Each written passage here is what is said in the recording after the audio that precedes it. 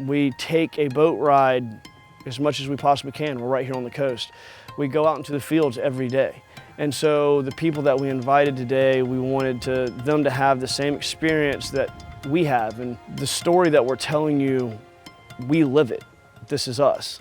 It was a nice boat ride from downtown Beaufort to here. A lot of the folks were picked up by a couple of boats at the downtown marina in Beaufort and brought out. Beautiful boat ride. Getting us out here to experience the brand and seeing the farm provides you with the culture and meeting the family. How many family members are involved with this brand? Cruised to the old family dock. We're met with some rum cocktails on the dock, and then went out in the field to have a little tasting. We picked them up in one of our watermelon buses. When we're harvesting watermelons, you take the top off and they just fill the whole back end, carries the watermelons from the field to the packing house. But not many people have ever ridden in one. We piled everybody in there and took them out in the tomato field and let them taste our Bloody Mary mix for the very first time. You can't describe this to people. Pictures don't even do it justice. It's amazing. Brought them back here, and so then they get a chance to see the plantation. The plantation is history, and it's been in the family for a long, long time. We've been eating. The food has been phenomenal.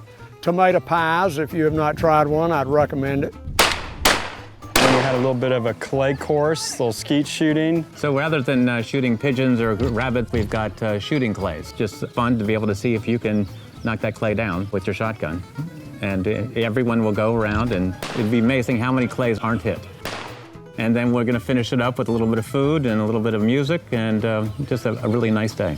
We are tasting the Bloody Mary mix for the first time, mixed with Tito's Hammy Vodka. I love it. It's great. It's very fresh. It doesn't taste like any of the others out on the market. I love our Bloody Mary mix, and I think it really gives that genuine taste of a tomato.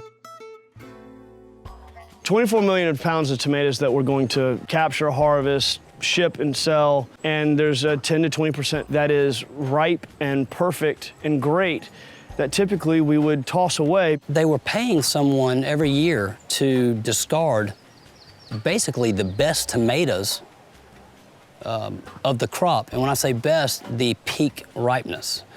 Because if they're too ripe, they can't go to market. By the time they get to market, they'll be overripe. I've spent my entire life wondering why we haven't been doing something with the tomatoes we've been throwing away. That's ridiculous.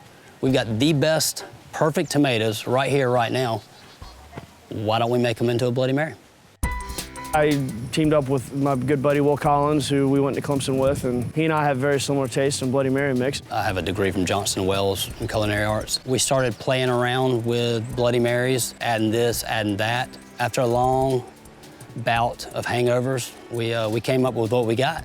Field to glass. It's from our fields to your glass. Any chef worth their salt wants the freshest ingredients, wants the best product they can to give to a consumer or a customer. We got it. That's exactly what we're doing. In a 32-ounce jar, we're dealing with roughly 2 pounds of tomatoes as raw product. 90% of the Bloody Marys that are out there, the first two ingredients are water and tomato paste. It sets us apart. We are the only mass-produced Bloody Mary that is a true field-to-bottle, same-day process.